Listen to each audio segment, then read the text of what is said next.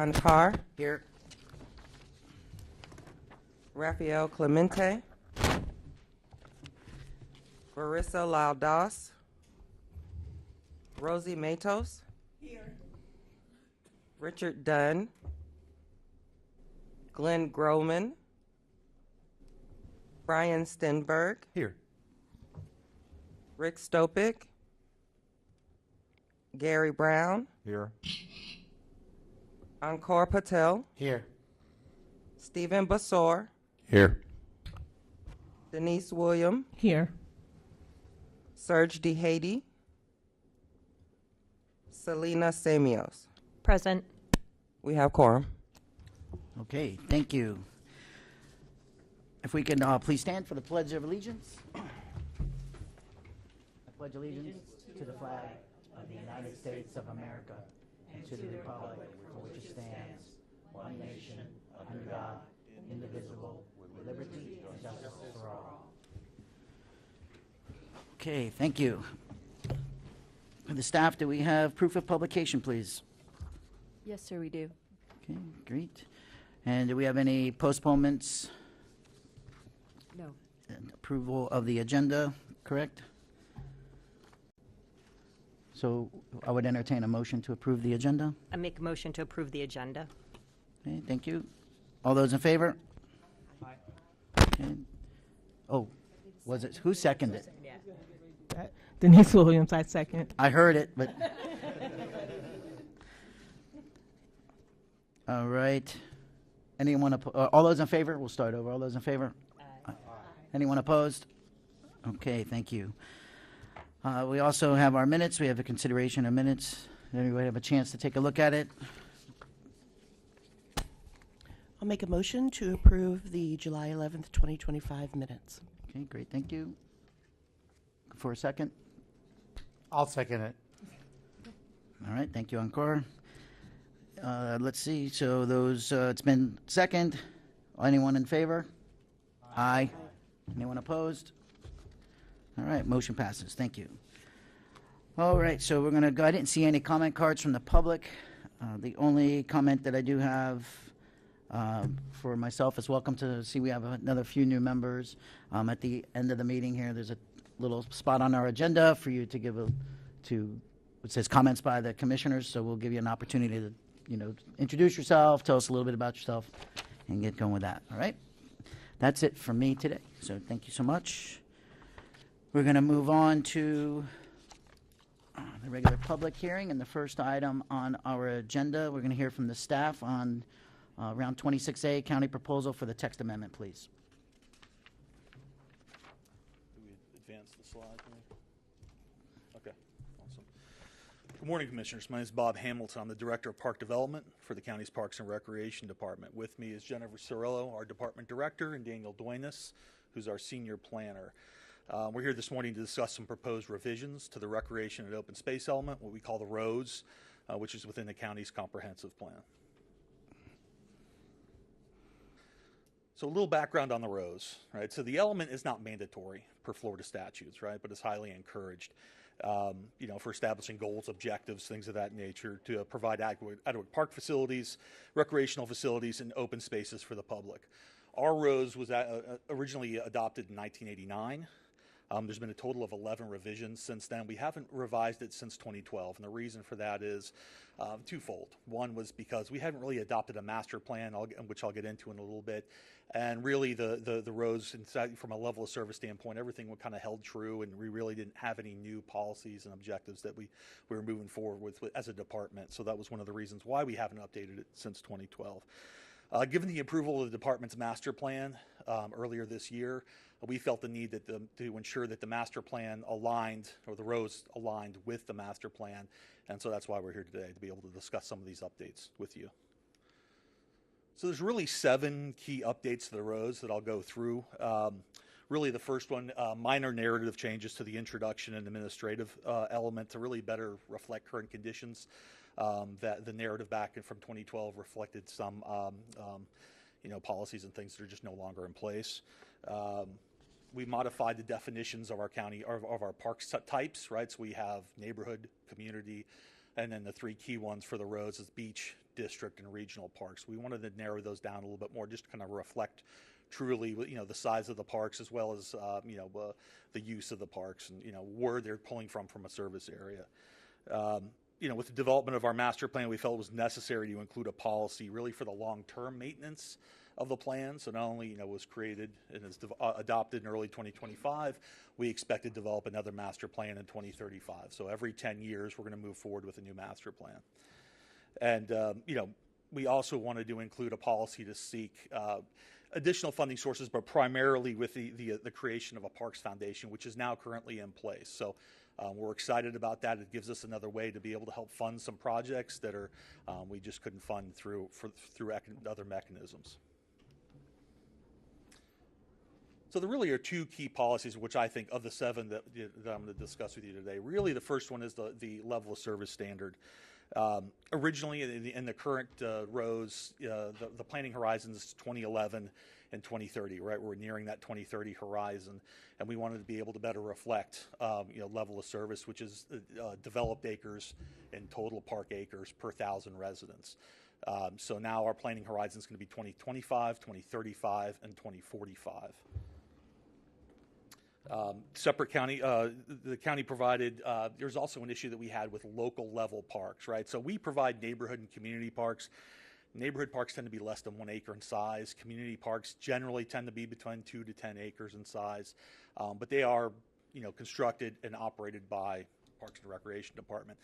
There's also a stipulation in the Unified Land Development Code for these parks for private neighborhood and community parks. So we just wanted to be able to split those out, make it a little bit easier with our subsequent update to the ULDC, hopefully later this year. So we just wanted to be able to split those two out because they were intertwined in the current current iteration of the ROSE. We also have 2 additional policies that I want to talk to you about. One is the formalize internal kind of our department's goal of encouraging green infrastructure, right? So we're already kind of working on that. We wanted to formalize that in the ROSE to make sure it's in there to guide future development of parks in the future. And then we also revised the map series just to bring it up to date with our current parks. The names kind of have changed. A number of them have changed recently. So really just getting that up to speed for again, that map was dated back to 2012. So we wanted to make sure that it was up to date. And that's it.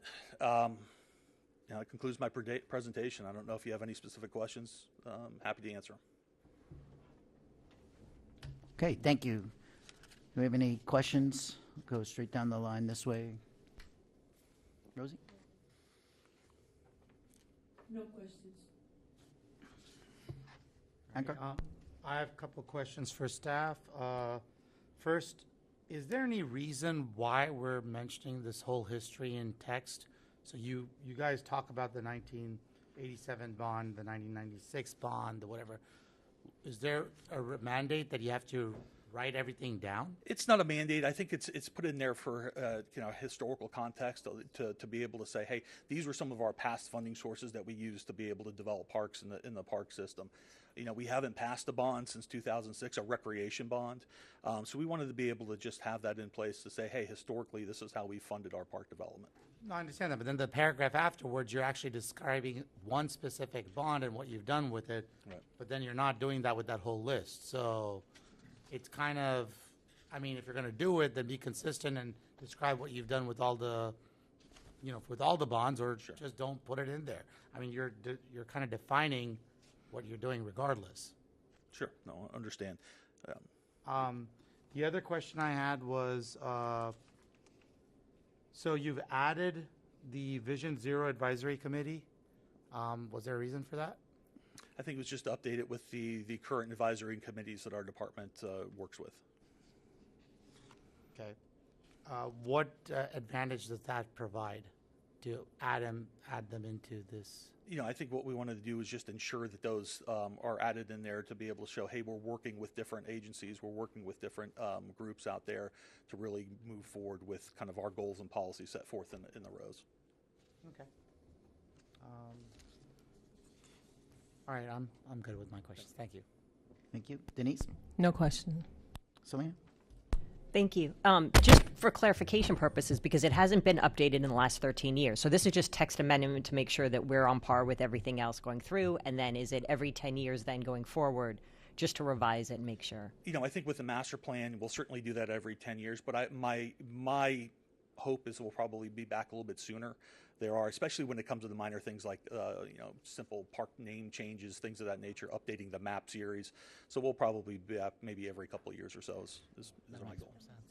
And if I could add just for some other context related to planning. So we do have requirements in Florida statutes that we do what's called an evaluation and appraisal report. So every 7 years, we're required to analyze the comprehensive plan for changes to changes in local conditions or changes in statutes. So at a minimum, we look at these elements every 7 years for any updates.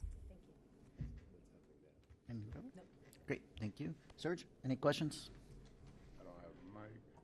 Use that one there. No questions. Thank you. Stephen, any questions? No questions, thank you. All right, Gary? No questions. All right, going right down the line, Kara? Just that if the county was a person, parks are the heart. I mean, I just loved reading through your, what's going on in the county and all the different parks. The only thing that I wanted to kind of ask was you're changing a definition, and in part of that you're talking about not everyone meets these acreage requirements, but there are other issues or other defining characteristics where you can say maybe you don't meet the definition of the acreage, but you meet this, this, and this. Right.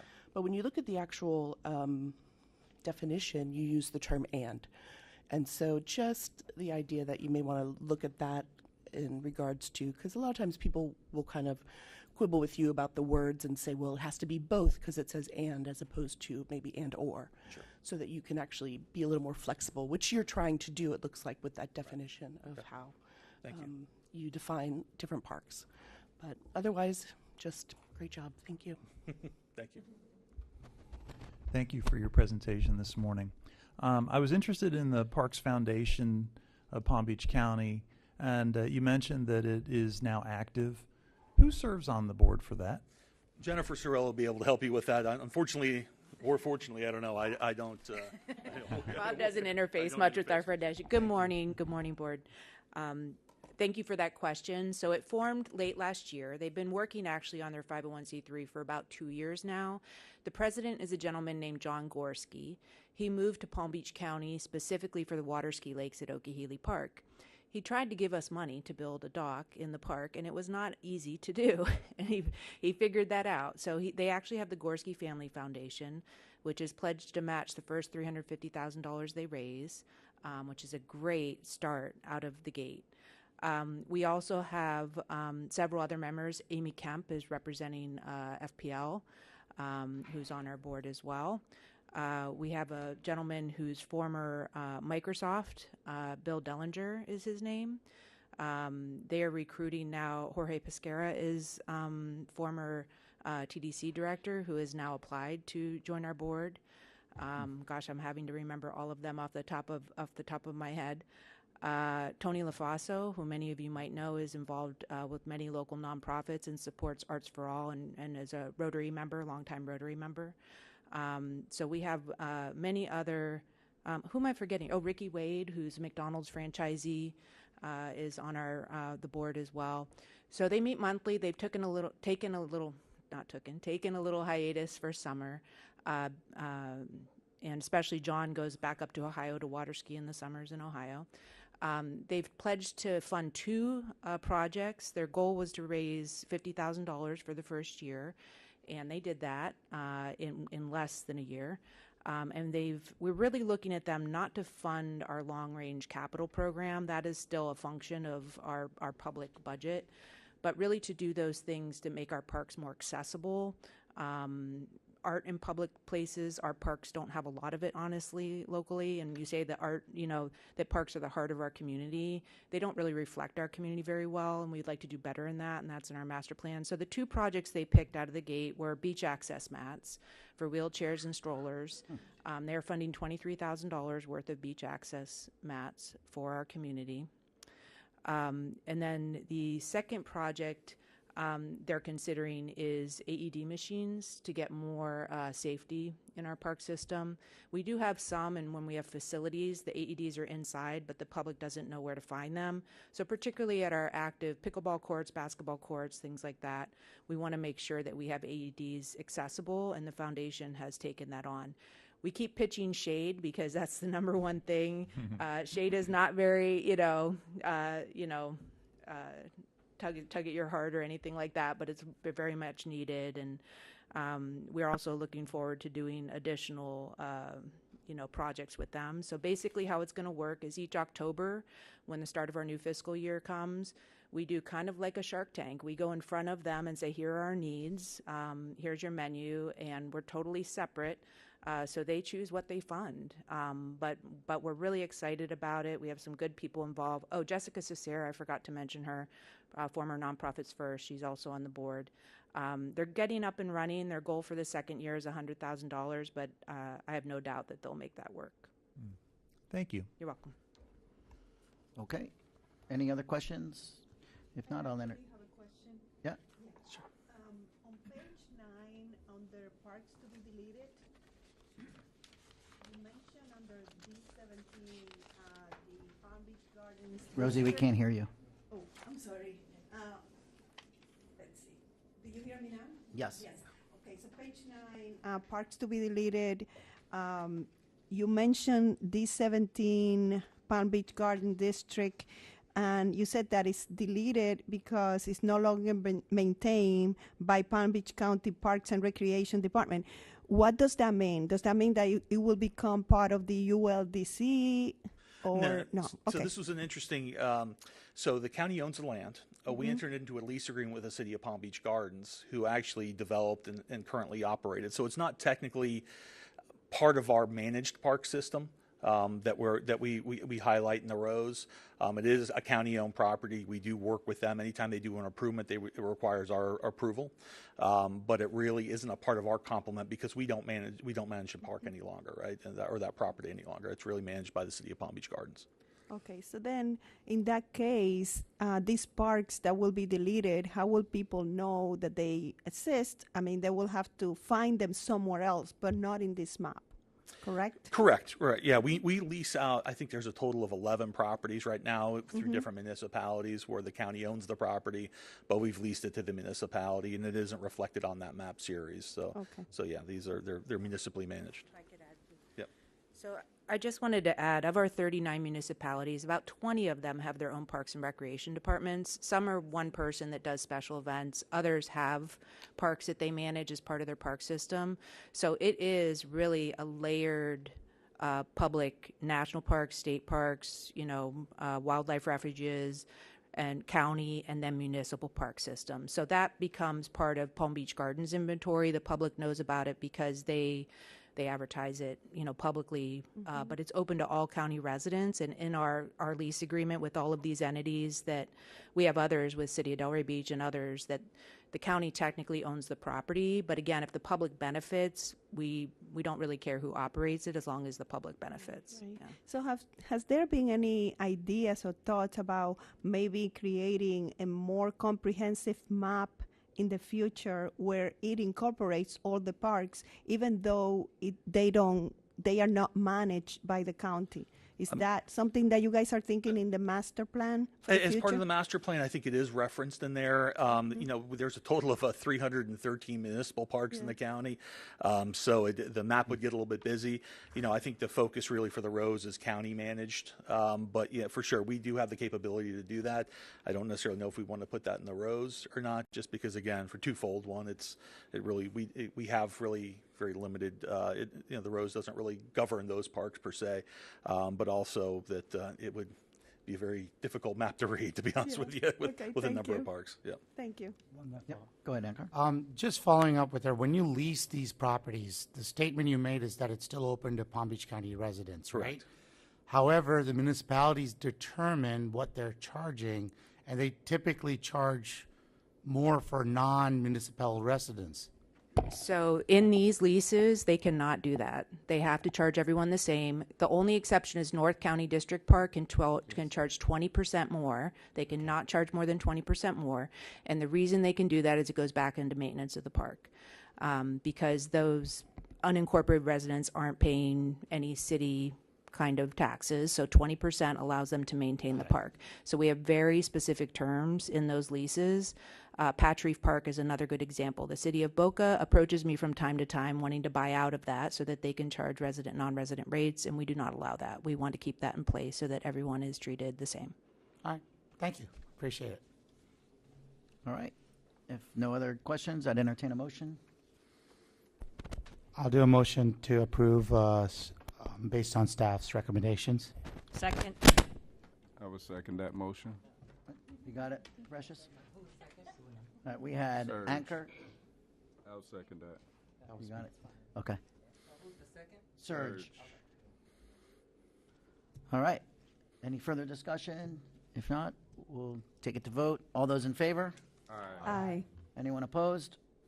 All right, motion passes unanimously. Thank you. Appreciate you. the presentation. Thank you so much. Thank you.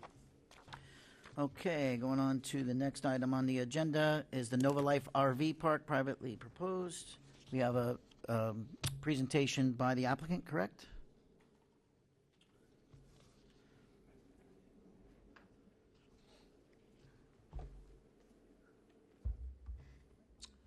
Good morning. I'm Kevin McGinley. I don't have any slides to show. I'm going to be very brief. It's a pretty straightforward request.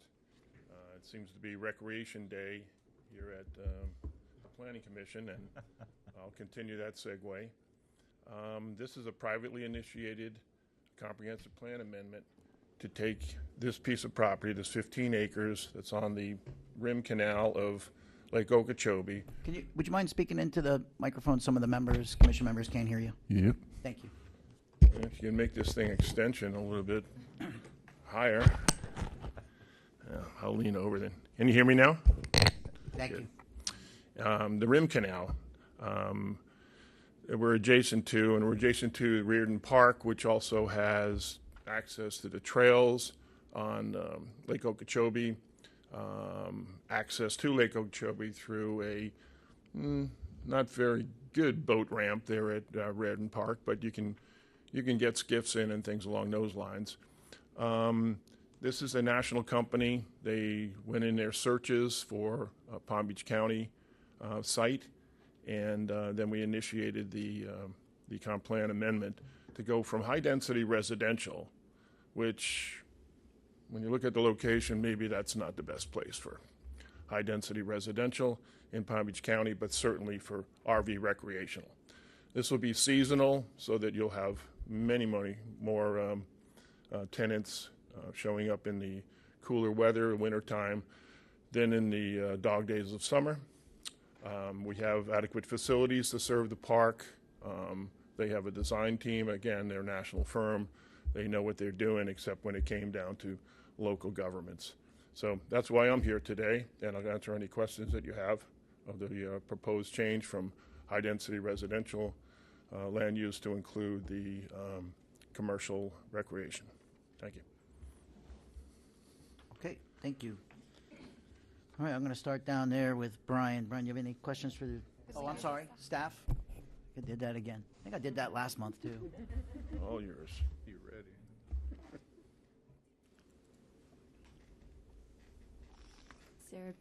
Sarah Bishop will be presenting this for staff. Good morning, Commissioners. My name is Sarah Bishop with the Planning Division. I'm going to be presenting on behalf of Doreen Belosa today, who's out, for Nova Life RV Park Large-Scale Amendment.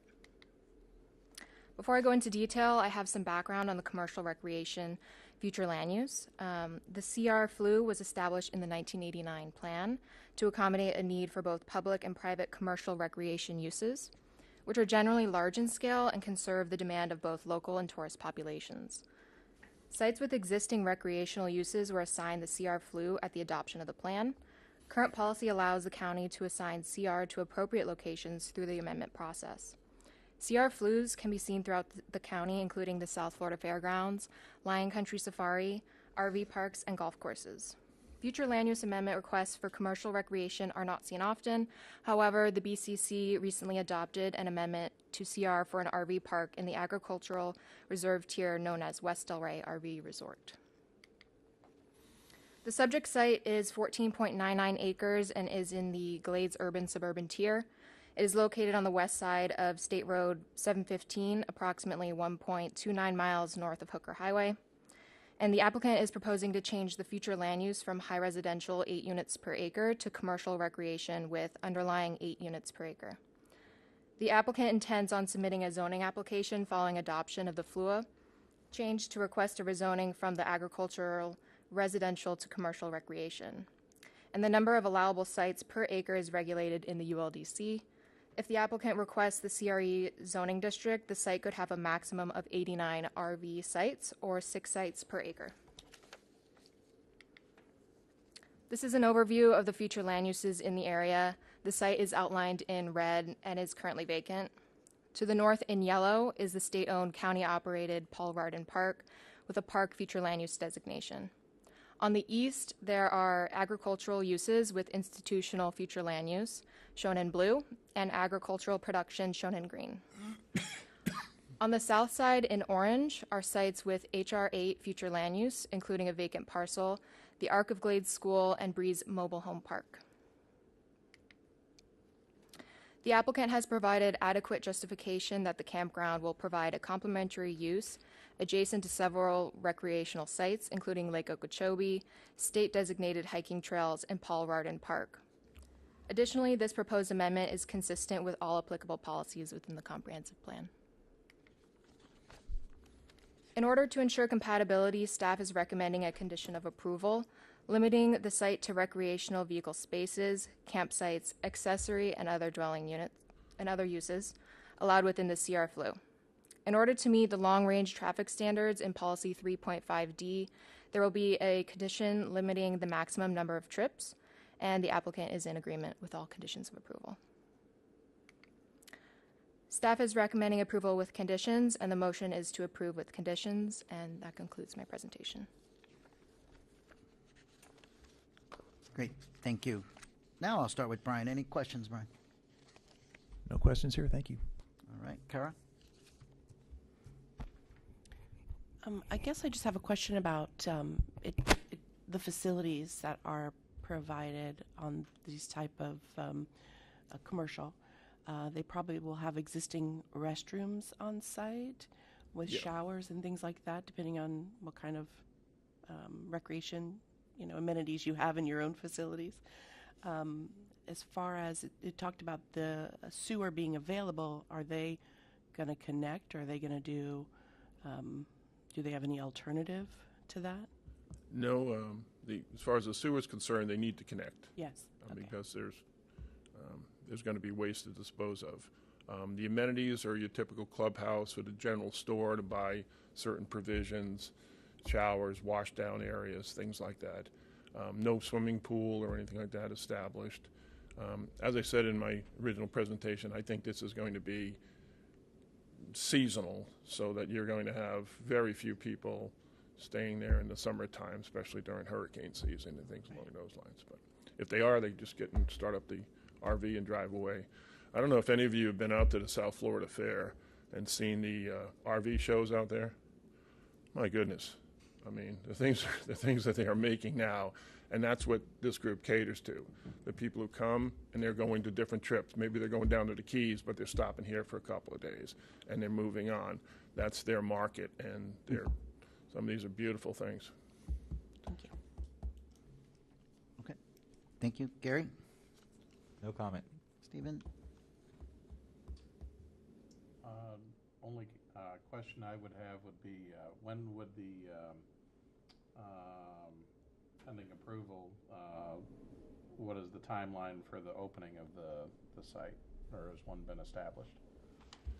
Well, we're probably we're not only just at the infancy of our approval process, but we're at the point where it's a lot easier to get through the requirements to get through for a flu amendment. I've got to go through zoning after this. And since nobody here is from zoning, I can tell you that, oh, we are. Well, You're always here. You can be bogged down in the zoning process for quite a while. So we're probably a couple years out. Okay. It looks like a very exciting project. Just being from the area, I'm very familiar with the site, and just more opportunities for people to utilize the lake, and also being from Michigan originally, I know how important it is for people to move south during the winter with their RVs. So I think it would be really good for the Glades area. No other questions. Thank you. Thank you. Serge? No questions. Selena? Thank you. So do you have a private management company that then will maintain the property? Yes, it's Okay. The Nova Life is the name of this, the LLC. It's a contract purchaser. Once they do, they have their whole system. They basically have the development, well, the approval, the entitlements, then the development. They'll have their own engineers that work nationally for them, coming and do it, and then their management company. So the management company is not involved. Okay, for another and couple just years. more for the fact of Yes. for cleanup, Yes. restoration, things like that, especially if it is high turnover or what they're looking to Correct. do. My other question is when you mentioned the RVs at the fair when they do their park, it's very different than the pull behind. So how many do you anticipate that will have be there at one particular time? Well, we have, I believe it's 89 spaces. Okay. Again, seasonally. Right. Most of these will be the drivables, not pulling along. Okay. That's the trend nationally, and they would expect something like that to occur. Okay. But it's a choice. Some of those, trailers or fifth wheels or whatever they call them. I mean, they're nice too. They're decked Right. out, and some are refurbished, and people hold on to them forever. So there'll be a mix of both. And the reason why I ask is because the Sports Commission had made a presentation a while back saying that they wanted to do more things on the lake, and one of them was a fishing tournament. Mm-hmm. So my question is there, because if you're looking for seasonal, is there an opportunity where the entire space could be leased for a particular event? Or would it always be open to the public, and then therefore they would just have to coordinate if they were to do something like that? I'm afraid I can't answer that. I don't know what their policies are for renting it out like a venue like that, rather than taking people who make reservations 6 or 8 months in advance. I know Clewiston and the other fishing spots yeah. around the lake have their own, and they'll have tournaments out there. Belglade as well. But I think we'd be more in support of it rather than the focus of it. Okay. Thank you very much. Thank you. Denise? No question. She asked one of my questions. Okay. Ankar? No questions. I think it's a fantastic idea what you're doing. RV parks historically that were on the east side of the county have, because of property values and development, have been, in essence, disappeared. So there is a dire need for that. So I'm very happy that you guys are taking the initiative and trying to do something, because west is probably where we have more space to do the stuff like this anyway. So thank you. Thank you. Rosie? No questions, but I also agree that it is a great, great idea. In all fairness, I didn't come up with it. All right. Thank you. The only thing I was looking for, is there going to be an area for tents? Yes, we There also will have be. camping.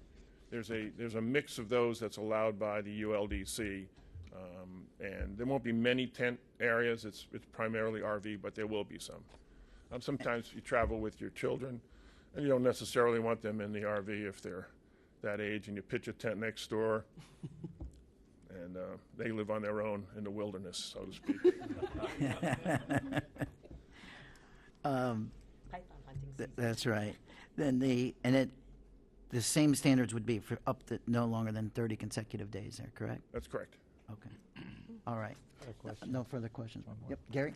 Yeah, by the way, I think it's a great idea. Thank you. I don't know much about it, but what you said sounds kind of exciting. I guess my question is, so let's just look at the positive aspect. This is a great success, and now you have people on a waiting list to get in there. Is there room if you needed to expand a little bit more? Is that a possibility? I don't know how, if this is like a finite thing, or is this something possibly? Well, if I can refer you to that map. Yeah, right there. We have a park to the south. We have farmland we're not going to encroach upon to our east, but there's a whole lot of vacant HR to the south of us. I can't say that we have any intentions for it right now, but there may be in the future for expansion. Question. You personally, I know your level of involvement, but you've done, I assume this is not your first rodeo? Not my first rodeo, but it is my first RV. Okay. Park. All right. So, Thank you. You bet. All right, seeing no further questions, I'll entertain a motion. So move. So we want to approve or put the motion for. Yeah, the motion to approve the Nova Life RV Park. Is that correct? With conditions? With conditions. Okay. All right, is that good? Denise Williams, second. Yes. Okay. Denise Williams, second. All right, so we have a motion and a second. Is there any further discussion? Seeing none, we'll call it to vote. All those in favor? Aye. Anyone opposed? Me. Aye. Oh, well, nay. Right. Oh, okay, so we have motion passes with one nay. How about that? Is that okay? All right. Thank you so much. Appreciate your presentation. All right. Thank you. Congratulations. All right. Moving along to comments, updates, and comments from commission members, and I'll start down to the right. Rosie, do you have anything for No us? updates. Anchor? No updates, but I do want to welcome all the new members. I missed one meeting, and I think half the board has changed. So I definitely would love to hear them talk a little bit about themselves and make sure that John doesn't break my record, although I think he's already passed that. I did. Yeah. So, but welcome to the new members, and we're very excited to get all the input and the different ideas that you'll be doing and on this. I think the one thing, though, I do want to put out there is, I know we all get into the details and the zonings and stuff like that, but there's going to be times when we have larger meetings and people, and it'd be nicer if we could concentrate on what we're really here, which is as a planning commission, and we can't get into the nitty-gritty of every single project and question. So that's at least just my thought. But thank you, guys. I appreciate it. Hi, I'm Denise Williams. I'm one of the newbies. Born and raised here. Local business owner, and I'm thankful for the opportunity to serve. Thank you. And which district are you representing? Oh, I'm in district, Bobby Powell's district. Bobby Powell. Yes. Great. Thank you. No comments, but welcome to everybody. Great. Thank you. Serge? Welcome to all the new members. I think the only new member is a young lady here, and welcome and nice to meet you. Stephen? Well, I'm fairly new. There may be some of you that didn't meet me back in May. I was absent for the July meeting. But Stephen Basor, live in Wellington, work in Belglade, work with a fourth generation family farm. We're lettuce growers, and I also sit on the chair of the Palm Beach County, or sit on the board of the Palm Beach County Food Bank, and current chair of the Palm Beach County Ag Enhancement Council. So very honored to be a member of the Planning Commission. Thank you. Great. Thank you. Hi, I'm Gary Brown. I'm also a newbie. This is my second meeting, so I'm still trying to get my, commission legs. It's an interesting learning process. I retired a few years ago from Broward County school board. I was a technology administrator. I do real estate part-time, and I also serve on the South County Sheriff's Advisory. I'm the president of my HOA. So my wife says to me, "You're more busy than when you worked." And so that's what retired guys do. So nice to be on board. Thank you. Kara? Introduce myself again? Sure, why not? Anchor's missed a couple. Yes. My name is Kara Ferris. I'm a North County representative, and I'm a planner. I've been a local planner for the past over 20 years. Ankur, I share your sentiment. I show up for a meeting and I missed the last one, and everybody changes. Nothing stays the same. I want to thank staff, as always, for your diligence and your work and the support that you provide to the county, and you represent well. Thank you. Thank you. Okay. Executive Director. No comments, I'm assuming. That's perfect. We'll go right to our county attorney. No comments. Perfect. Thank you. And then our planning director, anything, what's happening next month? Well, of course, exciting things, but I wanted to remind everyone also, we have the county-wide transportation master plan project that's going on right now. I know Mr. Brown has been in several meetings. They have public meetings. We are halfway through, so there's 4 more meetings starting on Wednesday the 17th and Thursday the 18th. So there's a day meeting and a nighttime meeting. If you can't catch the day meetings, the last meeting is here, and it's county-wide. So it was supposedly created by the consultant WSP to have maximum engagement. It's the same content for all the meetings. If you can't make it to these meetings, there's also a survey that you can participate in. I just want to announce there's a website we're drawing everyone to. It has the meeting dates. It's going to have procedures and things like that for the upcoming meetings, as well as there's a survey. It's really important that I announce that there's a survey you can participate in, and if you go on the website, it's www.pbcmoves.com, and if you go to your right-hand side, it says contact. That's where you'll find the survey, and you can also provide input throughout the process. So the survey will be up 30 days after the last meeting, which is October 18th. So please have your friends, neighbors, anyone can participate in this to give the consultant the basic data they need to go into the next step to analyze the data. They will be working through a steering committee consisting of 39 municipalities, transportation expert, business experts, and guiding this plan to go before another group, which is our multi-jurisdictional issues forum executive committee called MICFEC. And then they'll go out to also public comments when they do their findings. And ultimately, we hope that all this inclusive participation will have the necessary information for the board to approve the plan. We have said repeatedly, and you've seen in the news, this is the first of its kind for Palm Beach County because it involves all 39 municipalities. Everybody has home rule, but they all have decided they're going to work together to have this framework. So this doesn't include any funding, any financial commitment. It's just a plan for all the participants to come up with. Then once this is done, the various different electeds as well as the public will weigh in on how to fund this. So I hope you guys will participate. I'll be there at all the meetings, and thank you and welcome to everyone. Great. I can speak really quick on the items for next month. Sure. We anticipate Please. about 2 to 3 items for October. It'll be a lighter-ish agenda, but we will have our annual reorganization meeting. So at that meeting, you all will be selecting the new chair and vice chair. All right. Great. Anything else? If not, I'll entertain a motion to adjourn. So moved. All right.